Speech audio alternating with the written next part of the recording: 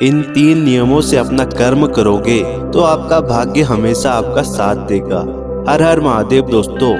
दोस्तों अक्सर जब भी हम किसी सफल व्यक्ति को देखते हैं तो हम कहते हैं कि वो तो बहुत लकी है, बहुत भाग्यशाली है। क्या इसका उल्टा भी होता है? किसी के फेल होने पर कहा जाता है कि उसका भाग्य खराब है। तो क्या वाकई में सिर्फ भाग्य के सहारे ही हम सफल हो सकते हैं या उसके लिए हमें कड़ी मेहनत करनी पड़ेगी?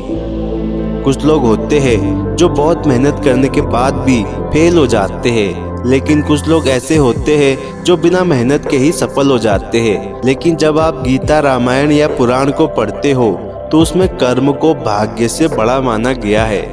लेकिन जब कोई व्यक्ति बहुत मेहनत से अपना कर्म करता है परंतु हर बार असफल हो जाता है तो फिर वह अपने भाग्य को कोसने लगता है। उसे लगने लगता है कि उसका भाग्य बहुत खराब है, इसलिए उसका कुछ भी मेहनत करना बेकार है और वो हार मान लेता है। लेकिन दोस्तों, क्या आपको पता है कि कर्म करने के भी कुछ नियम होते हैं और जिस व्यक्ति ने इन 3 नियमों से अपना कर्म किया तो उसका भाग्य हमेशा उसका साथ देगा। दोस्तों, वीडियो को शुरू करने से पहले कमेंट में हर हर महादेव जरूर लिखें ताकि उनकी कृपा आप पर बनी रहे। और अगर चैनल में नए आए हो तो चैनल को सब्सक्राइब कर दे। पहला नियम है मेहनत, नियत और किस्मत का कनेक्शन। दोस्तों, मनुष्य जब भी कोई कार्य करता है तो उसके पीछे कुछ न कुछ उद्देश्य जरूर होता है, उसके पीछे कुछ न कुछ नियत जरूर छुपा होता है। जब आप किसी चीज के लिए मेहनत करते हो तो उसके पीछे की नियत सबसे ज्यादा इम्पोर्टेंट होती है। दोस्तों, किस्मत भी उसी व्यक्ति का साथ देती है जिसकी नियत हमेशा साफ होती है। मेहनत तो आतंकवादी भी करता है अपने हथियार और बम बनाने में, लेकिन उसकी नियत हमेशा गलत होती है तो ऐसे में उसका भाग्य उसका साथ कभी नहीं देगा। ऐसे ही आप भी सोचो कि आपकी मेहनत करने के पीछे क्या नियत है। क्या आप किसी को नीचा दिखाने के लिए मेहनत कर रहे हो या फिर अपने माँ बाप की खुशी के लिए मेहनत कर रहे हो? दोनों ही मेहनत करने में बहुत फर्क होता है। अगर गलत नियत से मेहनत करोगे तो किस्मत आपका साथ कभी नहीं देगी। तो मेहनत, नियत और किस्मत एक दूसरे से कनेक्टेड रहती है। दूसरा नियम है मेहनत सही दिशा में करे। मेहनत वहाँ करे जहाँ आपको इंटरेस्ट हो। भगवान ने हर किसी को कुछ न कुछ खूबी तो जरूर दिया होता है, तो हमें बस उस खूबी को पहचानना है और उसी दिशा में कड़ी मेहनत करनी है।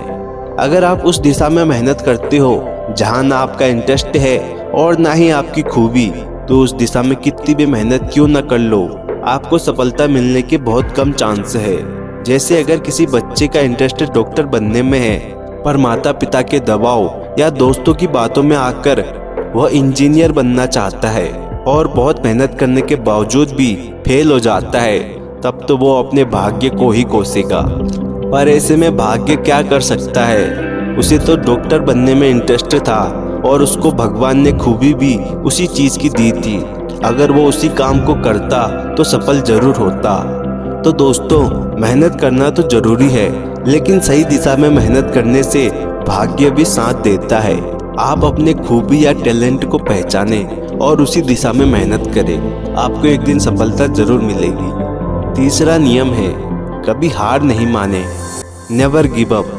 अगर आप पहले के दोनों नियम फॉलो कर रहे हो फिर भी सफल नहीं हो पा रहे हो, आपका जिस चीज में टैलेंट और इंटरेस्ट है आप वही काम साफ नियत के साथ कर रहे हो फिर भी असफल हो रहे हो, आपका भाग्य आपका साथ नहीं दे रहा, तो तब भी आपको हार नहीं मानना चाहिए।